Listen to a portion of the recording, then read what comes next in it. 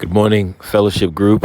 Today, I'm just recording this because I noticed the text seems to be a little longer and people get overwhelmed by reading.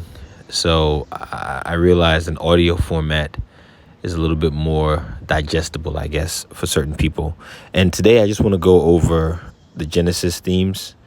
And I think some of them we didn't talk about during our fellowship time. So I want you guys to just think about this in preparation to today's study, today's reading, today's fellowship. Number one, if you've been paying attention to Genesis and the conversations, one thing I noticed is the conversations have been primarily about identity, about relationship, and about participation, communion in that relationship.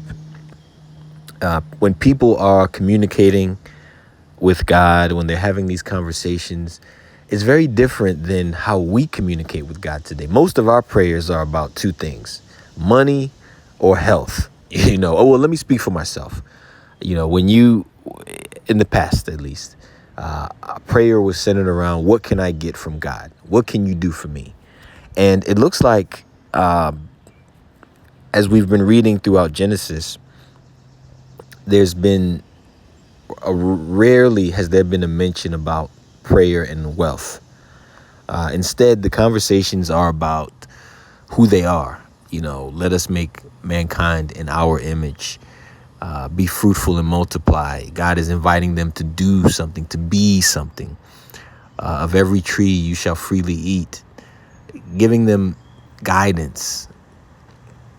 When he talks to Abraham, he's giving him direction, guidance. Go from your country, telling him to go somewhere he's never been, but trust that I'll lead you. I'll be with you. He's giving them promise.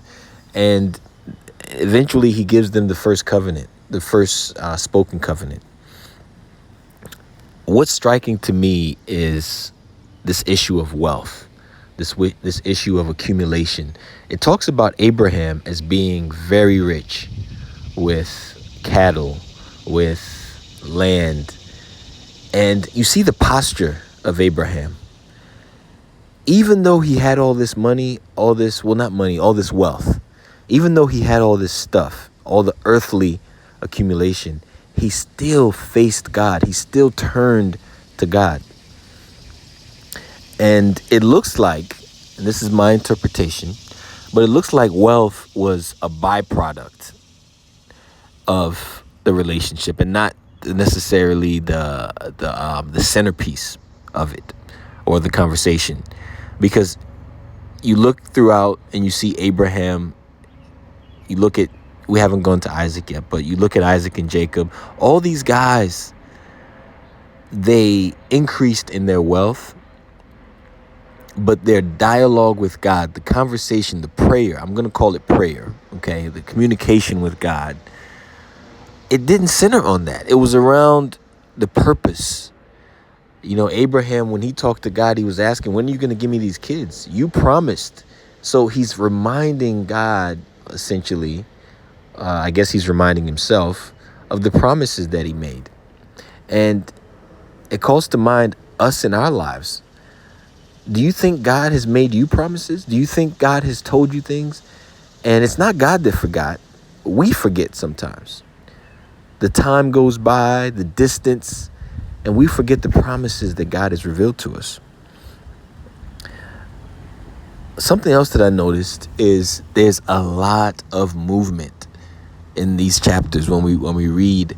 And my wife and I were talking about this yesterday. We've started taking walks, and we were just thinking about what did it look like a few hundred years ago when people didn't have access to technology. What was the activity like? And I think there was a lot of movement then too. But specifically in the Bible, we see that Adam and Eve are told to populate and fill the earth. How do you do that without moving? Noah is told to build an ark. How do you do that without constantly being in motion? Abraham we know what he was told to do. He was told to leave his whole place. I think he was told to leave his family. And you'll see further and further as we read along, people are constantly being encouraged to move. And I think this is our human nature. It starts as a child. What does a child want to do? The first moment you let that child out, and we always try to force it to happen in our time, but it's movement. And the moment we stop moving, we start to slowly die. We start to slowly stagnate. We start to slowly atrophy our muscles. And so I think that Genesis, if we look closely, it's a book of journeys as well. And it has to do with our faith. Faith is not something that, what I've read, or what I've come to see, is not portrayed as happening in a state of comfort. Faith is, it has to do with trusting while moving into the unknown. You don't know what's ahead of you, but you trust that that next step is leading to that place. And this applies today in our lives. A lot of us, we have this vision of what we want our life to be. We want to do this, do that. And I think it's great to make goals and to even have plans. And the analogy that I use is, you want to go to California or you want to go to Asia. That's a great goal. It's a great plan. How you do it may not be up to you. How you get there, whether it's by plane, by car, it may not be up to you. And the way that I understand that these things work is there are other forces that God has allowed for other reasons for everything to work out. And so have the goal, have the plan, have the desire, have the dream, but don't force it. Don't force it. It has to happen like this. I got this business plan. I love business. Well, maybe not love, but I do. I do enjoy business, and I love the process. I think business is godly. But every single business plan that I've been a part of, that I've made, it has never worked out that way. I mean, we've exceeded every single goal that I've set, but it's never worked out how I thought. Well, maybe not every single goal. We're still on pace to do some of the goals. But the point is, the how is not necessarily up to us. And we're seeing that in Genesis. Another thing that I've noticed when it comes to Genesis is how there's little confusion in the sense of understanding their purpose or God's will for them. Because we ask questions like, what is God's will for my life? What do you want me to do, God? And maybe that's the wrong question, because Genesis is not emphasizing that question. And the reason I'm pointing to Genesis is I think the writers of this book, they were trying to tell us something about our natural state of being, our natural essence, who we really were created to be. And maybe it's time that we return. Even Jesus pointed to it.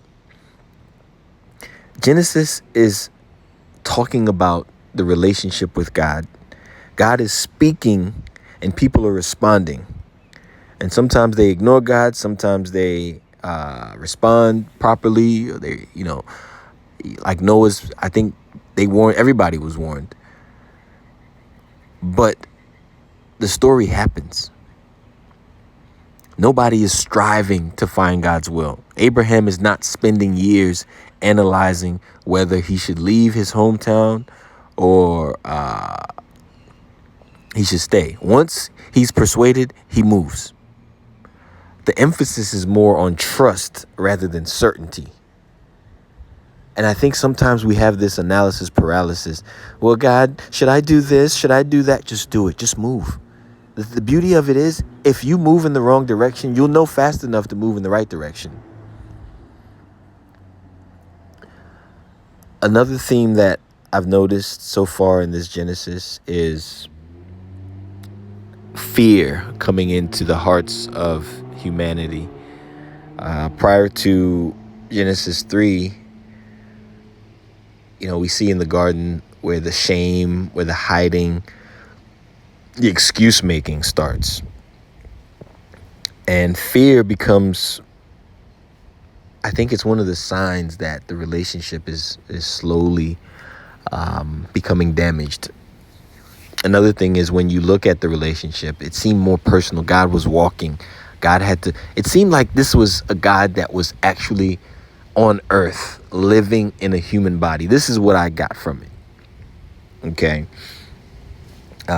But yes, fear is starting to come in. Even Abraham is afraid. Abraham was afraid when he lied. He was afraid because he thought they were going to kill him. And what we see in our lives is how fear is responsible for so many of our decisions. We lie, we hide, we deceive, we try to control others, all because of fear. Look at the relationship that people had with God. It seemed to be more honest at that time. I think we are also kind of dishonest with God sometimes. I know that there were times when I would pray in the past and I wouldn't be as forthcoming with God about my motives, my intentions. And here you see in Genesis, it's more honesty. Abraham was questioning God. And we'll see in other characters, they tend to have a direct, honest, transparent is the word, relationship. And that relationship, it feels more alive rather than a scripted prayer or scripted verses or, presentation style prayer. And we're doing the challenge, an allowing challenge for those of you that are in the challenge. And one of the things in day 28 that we talked about was the fact that creation expresses itself. And we see that in Genesis. Genesis 1 says, according to its kind. The thing comes from the thing that it's like. Trees produce according to their kind. Animals according to its kind, the earth. And creation is not trying to become something else. It expresses what it already is. Except humanity. Humanity is introduced differently. Humanity says, let us make mankind in our image. So if everything else expresses its created nature, the implications is that humans were created to express the image of God. So are we expressing that image of God daily? I mean, first of all, what is the image of God? What does that look like? And I noticed in Genesis so far, the communication seems a bit, for lack of a better term, simple. There's no lectures. It's very straightforward. God says things like, go here. Where are you? Where's your brother? Do not fear. Walk before me. Be blameless. The instructions are very straightforward. And there's more questions being asked before there's, these explanations.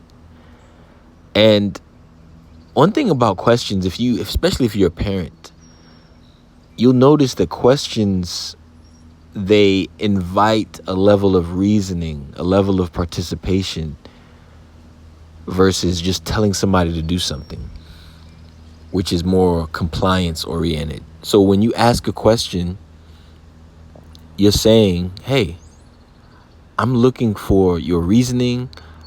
I want to understand. And sometimes, not every question. But one of the biggest difference I notice is that God's communication in Genesis is primarily about building. It's about formation. It's about identity, exposure, I guess. It's about shaping who we are. Not just giving them knowledge or giving them wisdom or giving them information, but shaping their experiences to align with the purpose that was established for them. So in this book, with Abraham especially, there's no attempt to make Abraham a priest or a preacher, but he's making Abraham someone who trusts. Same thing with Noah. Noah was invited into the experience of faith. And I thought that this was overlooked in our discussions, because the dialogue in Genesis is not just about providing answers.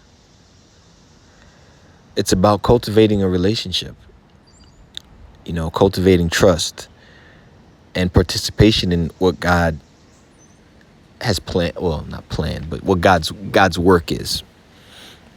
And there's a place for knowledge, but I think the emphasis falls on becoming rather than just knowing the will of God.